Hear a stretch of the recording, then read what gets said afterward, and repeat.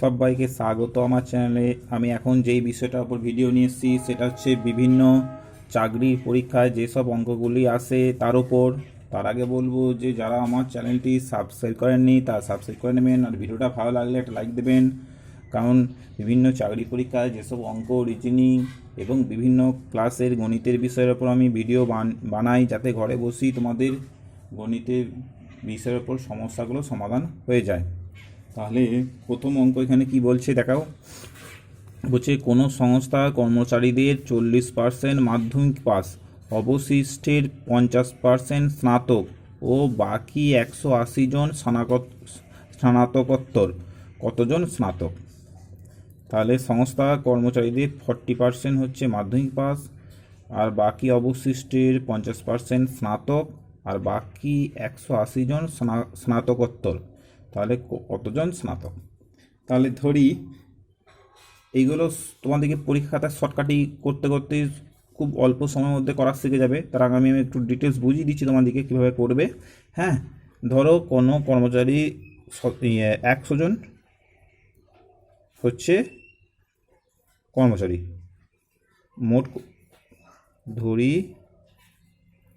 মোট কর্মচারী হচ্ছে 100 জন। ঠিক আছে, কেন পরীক্ষা খাতায় লিখবে না, কারণ পরীক্ষা খাতা তোমাদেরকে অল্প সময়ের মধ্যে অঙ্কটা করতে হবে। আমি জাস্ট বোঝানোর জন্য তোমাদেরকে করছি। তাহলে মোট কর্মচারী যদি 100 জন হয়, তাহলে মাধ্যমিক পাস হচ্ছে 40%। তাহলে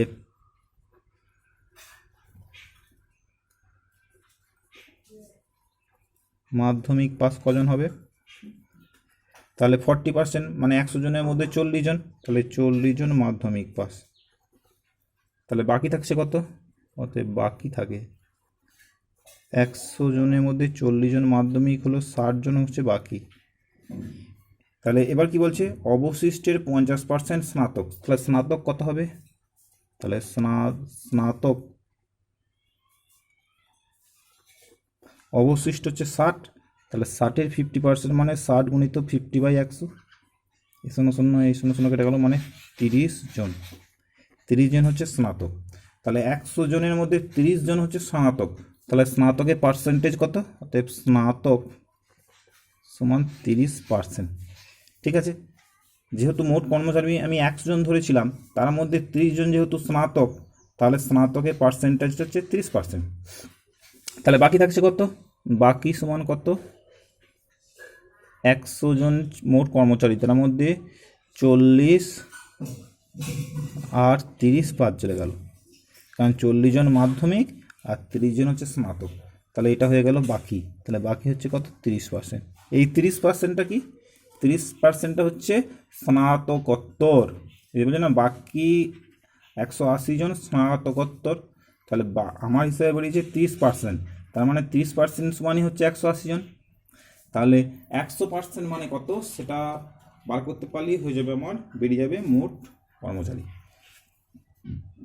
তাহলে এইখানে দিয়েছে কি? বাকি 180 জন স্নাতকোত্তর, আর আমার হিসাবে বেরিয়েছে 30 জন স্নাতকোত্তর। তাহলে 30% সমানই হচ্ছে 180 জন, তাই তো? তাহলে 30% সমান যদি 180 জন হয়, তাহলে 100% সমান কত? 100% সমান হবে 180 গুণিত 100/30, তাই তো? তাহলে কত হলো কাটাকাটি করে? এই 0 কোনো করে হলো 318। তাহলে কত হলো? 600 জন। তাহলে 100% বেরোলো, মানে 100% সমান বেরোলো কত? 600 জন। তাহলে 100% মানে কি? মানে মোট কর্মচারী। তাহলে মোট কর্মচারী বেরোলো 600 জন। তাহলে আমাকে বার করতে বলেছে কি? কতজন স্নাতক? স্নাতক আমার হিসাবে বেরিয়েছে কত? 30 জন, মানে 30%। 30% হচ্ছে স্নাতক। তাহলে 600 জনের 30% সমান কত সেটা বার করো। এইখানে বেরিয়েছে দেখো, স্নাতক 30%। 30% মানে কি? মোট কর্মচারী 30% স্নাতক। তাহলে মোট কর্মচারীতে বেরিয়েছে 600 জন, তাহলে তার 30%।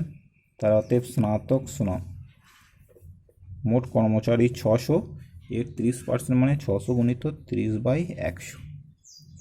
এই 0 এই 0 কেটে গেল, কত বেরোলো? 318, মানে 180 জন। তাহলে 180 জন তো। তাহলে হবে 2-এরটা।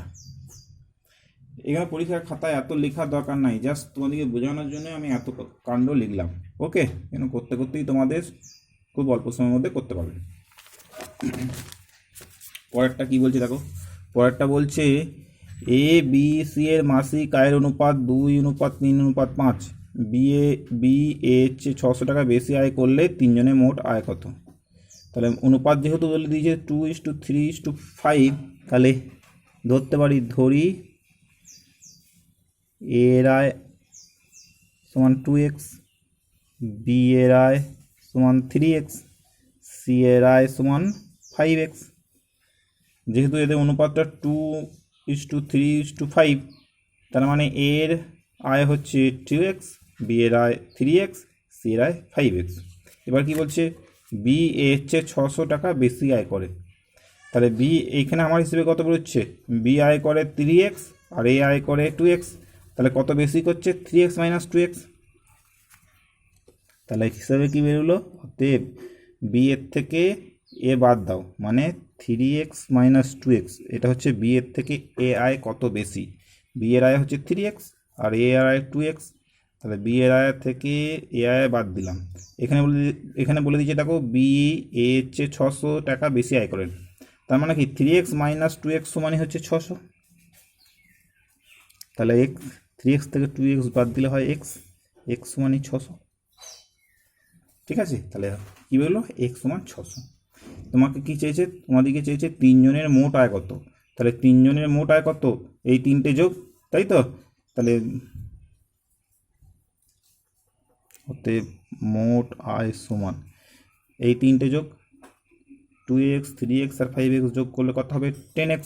মোট আয় সমান 10x, তার মানে 10 গুণিত x মানে 600, তার মানে বললো 6000।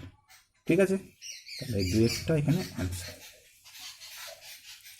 3-এরটা কী বলে যাবো, 10টি সংখ্যার গড় 50, তার মধ্যে প্রথম 5টি সংখ্যার গড় হলো 52 ও শেষ 4টি সংখ্যার গড় হলো 45। ষষ্ঠ সংখ্যাটি কত? তাহলে 10টি সংখ্যার গড় 50 বলেছে, তাহলে অতএব 10টি সংখ্যার যোগফল কত হবে। যেহেতু গড় 50, তাহলে 50কে 10 দিয়ে গুণ, তার মানে হবে 500। ঠিক আছে, তার মধ্যে আবার বলে দিয়েছে দেখো, প্রথম 5টি সংখ্যার গড় 52, তাহলে অতএব প্রথম 5টি সংখ্যার যোগফল কত। গড় যেহেতু বলেছে 52, তাহলে যোগফল হবে কত, 52কে 5 দিয়ে গুণ, হ্যাঁ কত বেরোলো, 5 দুগুণে 10, 5 5-এ 25, 26, 260। শেষ 4টি সংখ্যার গড় 45, তাহলে অতএব শেষ 4টি সংখ্যার যোগফল কত না, 45কে 4 দিয়ে গুণ, 45কে 4 দিয়ে গুণ করলে কত হবে, 180। তাহলে এটা সমান বেরোলো 180। ঠিক আছে, তাহলে তোমাকে ষষ্ঠ সংখ্যাটি চেয়েছে। দেখো 10টি সংখ্যা পেয়ে গেলাম, তার মধ্যে প্রথম 5টিও যোগফল পেয়ে গেছি, শেষ 4টি যোগফল পেয়ে গেছি, তার মানে একটা সংখ্যা বাকি আছে, সেটা হচ্ছে ষষ্ঠ সংখ্যা। সেই সংখ্যাটা কত বার করতে বলেছে। তাহলে দেখো এই 10টা থেকে যদি এই 5 আর 4-এর 9টা সংখ্যা বাদ দিই, তাহলে ষষ্ঠ সংখ্যা পড়ে থাকবে। তাহলে ষষ্ঠ সংখ্যাটা কত হবে না, 500 মাইনাস 260 আর 180 যোগ করে 500 থেকে বিয়োগ, তাই তো। এই দুটো যোগ করলে এইটা 5টা সংখ্যার যোগফল, এটা 4টে সংখ্যার যোগফল, তাহলে আর এটা হচ্ছে 10টা সংখ্যার যোগফল। তাহলে এই 10টা সংখ্যার যোগফল থেকে যদি এই দুটো যোগ করে বাদ দিই, তাহলে আমি ষষ্ঠ সংখ্যা পেয়ে যাব। তার মানে 500 থেকে বাদ হচ্ছে 260 যুক্ত 180, তার মানে 500 থেকে কত বিয়োগ, 16 8 6 14, 440 বিয়োগ। তাহলে 500 থেকে 440 বিয়োগ করলে কত হবে, 60। তাহলে ষষ্ঠ সংখ্যাটি কত হলো, 60। তাহলে উত্তর হলো 3-এরটা। ঠিক আছে, 3-এরটা হয়ে গেল। এবার দেখো 4-এরটা। চারেরটা কি বলেছে, এই এর মান নির্ণয় করতে বলেছে। ঠিক আছে, মান নির্ণয় করো। কি বলেছে, 625^6.25 গুণিত 25^2.6 বা 625^6.75 গুণিত 5^1.2। ঠিক আছে, এর মানটা কত বার করতে বলেছে। দেখো ওপর নিচে কি হয়, ওপর নিচে কাটাকাটি হয়, মানে ভাগ হয়। ওপরে ওপরে গুণ, কিন্তু ওপর নিচে কি হয়, ভাগ হয়। ভাগের সময় পাওয়ারে পাওয়ারে কি হয়, বিয়োগ হয়।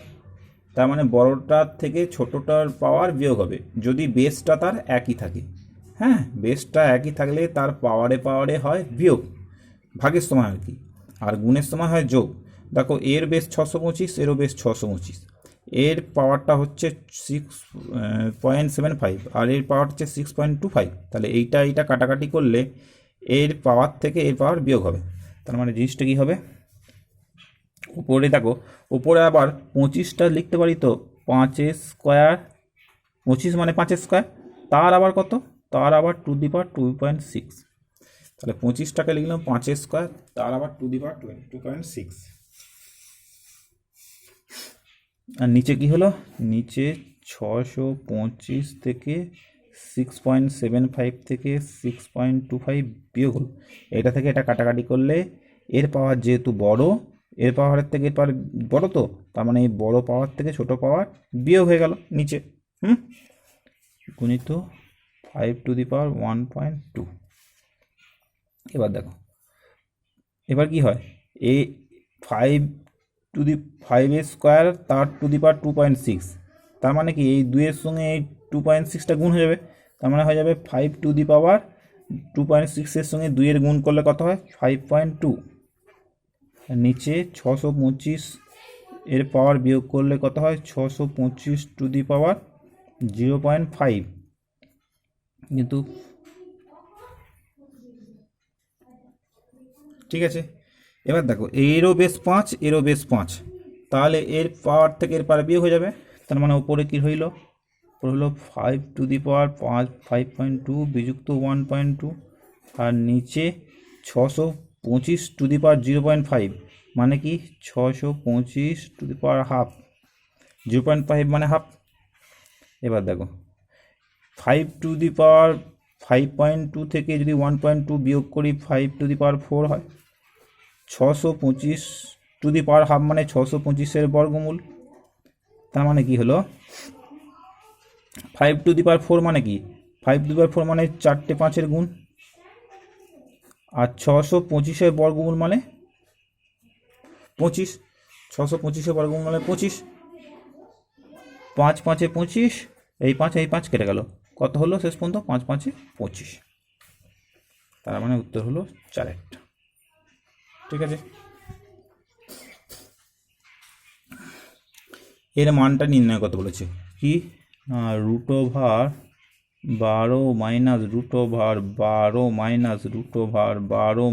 এম করে ইনফিনিটি পর্যন্ত চলছে। এর মানটা কত বার করতে বলেছে।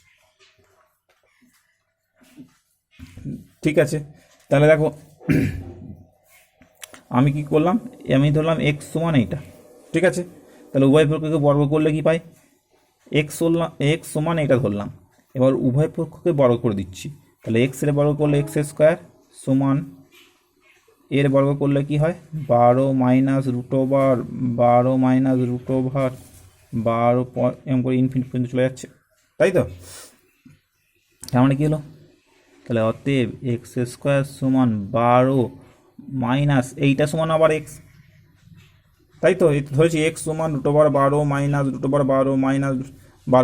তাহলে এই যে এইটা সমানও তো x, কারণ এইখানে আর একটা 12 ধরতে পারো, কারণ এটা ইনফিনিট পর্যন্ত যাচ্ছে, তো যত খুশি √12। ঠিক আছে, তাহলে এইটা সমানও আবার x হয়ে গেল, তাহলে 12 হলো x। এবার দেখো অতএব x স্কোয়ার -xটা দিয়ে গেলে +x, +12টাই দিকে নিয়ে এলে -xটা ওদিকে নিয়ে গেলে +x, আর 12টা ওদিকে নিয়ে গেলে -12, এটা সমান 0। এবার মধ্য সহগ বিচ্ছিন্ন প্রণালীতে এটাকে ভাঙলে কি হয়, না 12কে এমনভাবে ভাঙতে হয় যেন এক্সের সহগ, এখানে এক্সের সহগ কত, কিছু নয় মানে 1, মানে 1 হয়। না মানে 12কে যদি ভাঙি আমি 3 4 12, তাহলে এখানে লিখতে পারি 4 - 3 ইন্টু এক্স মাইনাস 12 সমান 0। এটা মধ্য সহগ বিচ্ছিন্ন প্রণালীতে আমি তাকে উৎপাদকে বিশ্লেষণ করছি। তার মানে কি এখানে কি করলাম, এখানে নিয়মটা কি, যে ধ্রুবক পত্রকে এমনভাবে ভাঙতে হয় যেন এই এক্সের সহগটা হয়। এখানে এক্সের সহগ কিছু নয় মানে তো 1, তার মানে 12কে এমনভাবে ভাঙবো যেন সেই ভাঙাটা যোগ বিয়োগ করলে 1 হয়। আমি এর ওপর ভিডিও বানানো আছে, তোমরা মন করলে সেই ভিডিওগুলো আমরা দেখে নিতে পারো, ঠিক আছে। তাহলে 12কে ভেঙে পাই 4 3 12, আবার 4 থেকে 3 বিয়োগ করলে হয় 1, ঠিক আছে। এবার দেখো, অতএব এক্স স্কোয়ার প্লাস 4-এর সঙ্গে এক্স গুণ 4x মাইনাস 3x মাইনাস 12 সমান 0। এই দুটো থেকে এক্স কমন যায়, তার মানে অতএব এক্স কমন গেলে এক্স প্লাস 4, আর এই দুটো থেকে দেখো 3 কমন যাচ্ছে, 3 কমন গেলে এক্স প্লাস 4 এর সমান 0। তাহলে কী হলো, অতএব এখানেও এক্স প্লাস 4, এখানেও এক্স প্লাস 4, তার মানে এক্স প্লাস 4টা যদি কমন নিই তাহলে এখানে থাকবে এক্স, এখানে থাকবে -3। যদি এক্স প্লাস 4 সমান, তাহলে এই দুটো সংখ্যার গুণফল যদি 0 হয় তাহলে হয় এইটা 0, নয় নতুবা এটা 0, নতুবা দুটোই 0। তাহলে যদি এক্স প্লাস 4 সমান 0 হয়, আমার এখানে জায়গা নাই বলে এখানে করছি, যদি এক্স প্লাস 4 সমান যদি 0 হয়, যদি এক্স প্লাস 4 সমান 0 হলে তাহলে এক্স সমান কত হবে, -4। আবার এক্স মাইনাস 3 সমান যদি 0 হয় তাহলে কি হবে, এক্স সমান 3। যেহেতু এক্স সমান -4 হতে পারে না, কারণ কি এক্সের মান -4 হতে পারে না, তার কারণ হলো এক্সের মান যদি -4 ধরি তাহলে এটা একটা কমপ্লেক্স নাম্বার চলে আসবে, ঠিক আছে। তাহলে এক্সের মান এখানে -4 হবে না, তাহলে এক্স মান যদি -4 না হয় তাহলে এক্স মান কত হবে, 3। তাহলে এখানে একের উত্তরটা হয়ে যাবে, ঠিক আছে। যেহেতু এখানে কি, যেহেতু x not equal to -4, x not equal to -4, তার মানে এক্স মান কত, 3। তাহলে 5টা হয়ে গেল।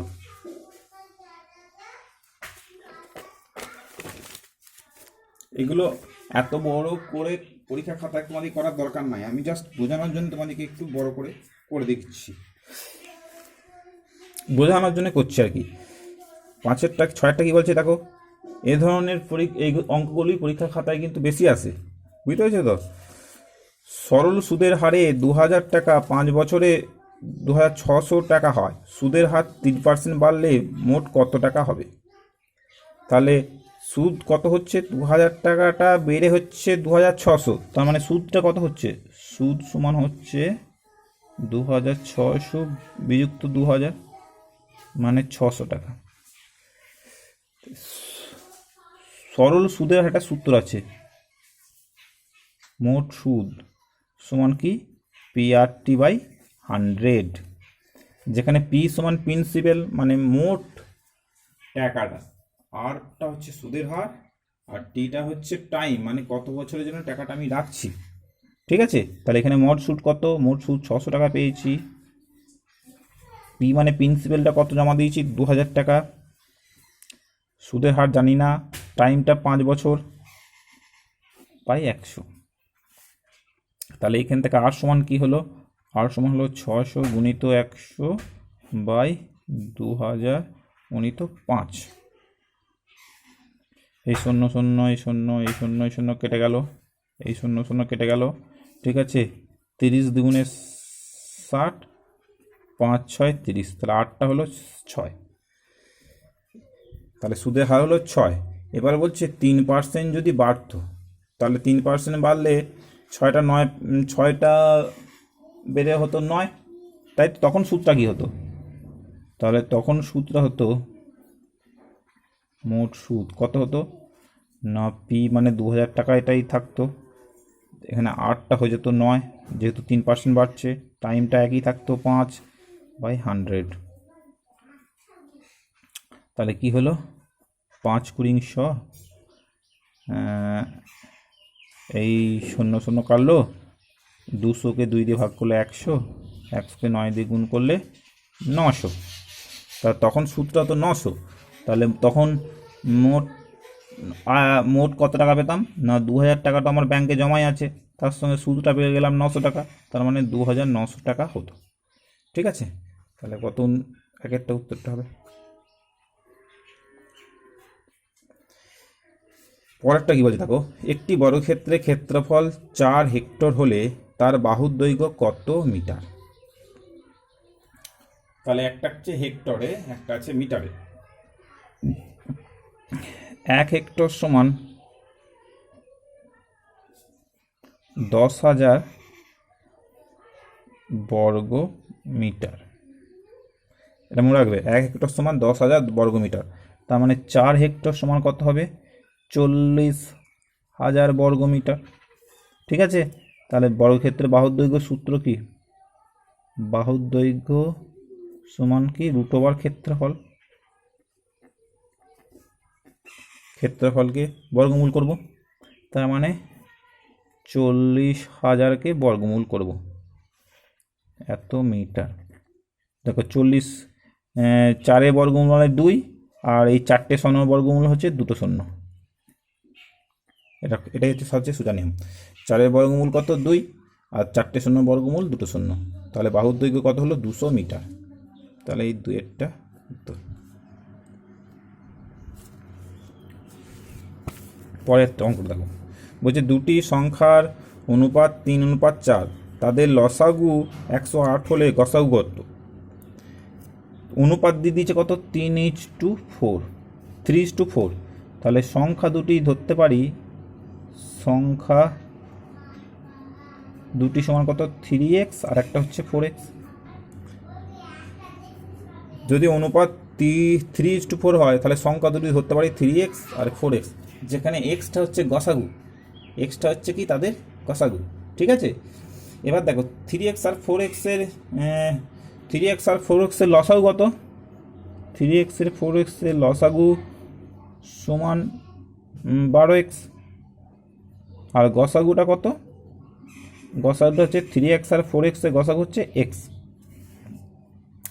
এখানে লসাগুটা বলে দিচ্ছে 108, তাহলে অতএব 12x সমান 108। তাহলে x সমান কত, 108/12, 108কে 12 দিয়ে ভাগ করলে হয় 9। তাহলে x সমান কত বললো 9। তাহলে আমার কি চেয়েছিল গসাগু কত, গসাগু সমান x, তাই তো। তাহলে x মানেই হচ্ছে 9, তাহলে এই 4-এরটা উত্তর হবে। ঠিক আছে, তাহলে দুটি সংখ্যার অনুপাত বলে দিয়েছিল, তাদের লসাগু বলে দিয়েছিল, গসাগুটা কত। এরা ধরনের অঙ্ক খুব আসে পরীক্ষায়। 9টা কি বলছে দেখো, বি এ এর চেয়ে দ্বিগুণ কাজ করে ও সি এ এর চেয়ে 3 গুণ দ্রুত কাজ করে। বি একা একটি কাজ 12 দিনে করলে এ বি ও সি একসঙ্গে কাজটি কত দিনে শেষ করবে। বি একা কাজটি করছে 12 দিনে, বি করছে কত দিনে, 12 দিনে। তাহলে এবার কি বলছে, বি এ এর চেয়ে দ্বিগুণ কাজ করে, তাহলে বি কাজ করার ক্ষমতা হচ্ছে এর দ্বিগুণ। তার মানে বি যদি 12 দিনে করতে পারে তাহলে এ করবে 24 দিনে। কারণ কি, কারণ বি এর কাজ করার ক্ষমতা এর দ্বিগুণ। তাহলে বি যদি 12 দিনে করে তাহলে এ করবে 24 দিনে কাজটা। এবার কি বলছে, সি এ 3 গুণ দ্রুত কাজ করে, সি এ 3 গুণ দ্রুত। তাহলে সি কত করবে, এ 3 গুণ যেহেতু দ্রুত কাজটা করতে পারে, তাহলে এ যদি 24 দিনে কাজটা করে তাহলে সি করবে 24কে 3 দিয়ে ভাগ মানে 8 দিনে। ঠিক আছে, তাহলে অতএব এ বি ও সি একদিনে করে, একসঙ্গে আর কি একদিনে করে। তাহলে দেখো এ একদিনে কত করবে, এ একদিনে, তাহলে অতএব এ একদিনে করে, সরি এটা বি, প্রথমটা বি ছিল তো, বি একদিনে করে কত না 12 দিনে করে এক অংশ, যেহেতু সম্পূর্ণ কাজটা করছে 12 দিনে, তাহলে 12 দিনে করবে এক অংশ, তাহলে একদিনে কত করবে 1/12 অংশ। তাহলে এ একদিনে কত করবে, 24 দিনে সম্পূর্ণ কাজটা সে করতে পারে, তাহলে একদিনে করবে কত 1/24 অংশ। সি বলছে 8 দিনে সম্পূর্ণ কাজটা করতে পারে, তার মানে সি একদিনে করবে কত 1/8 অংশ। তাহলে এ বি সি, তাহলে অতএব এ বি ও সি একদিনে একসঙ্গে কাজ করে। তাহলে একদিনে একসঙ্গে কত কাজ করবে? এই তিনটে যোগ হবে, 1 × 12 যুক্ত 1 × 24 যুক্ত 1 × 8, লসাগু দেখো 24।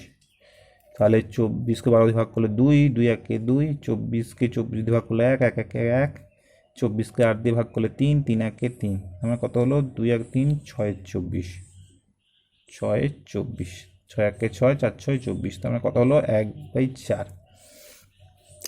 তাহলে এ ও বি সি একদিনে একসঙ্গে কাজ করে কত? 1/4 অংশ। তাহলে একদিনে করছে কত? 1/4 অংশ। তার মানে এক অংশ কাজটা করতে সময় লাগতো 4 দিন। কি বলছি বুঝতে পারছো? এ বি ও সি একদিনে একসঙ্গে কাজ করে, এই তিনটে যোগ করলে দাঁড়াচ্ছে 1/4 অংশ। তাহলে একদিনে করছে 1/4 অংশ, তাহলে এক অংশ করতে কতদিন সময় লাগতো? 4 দিন।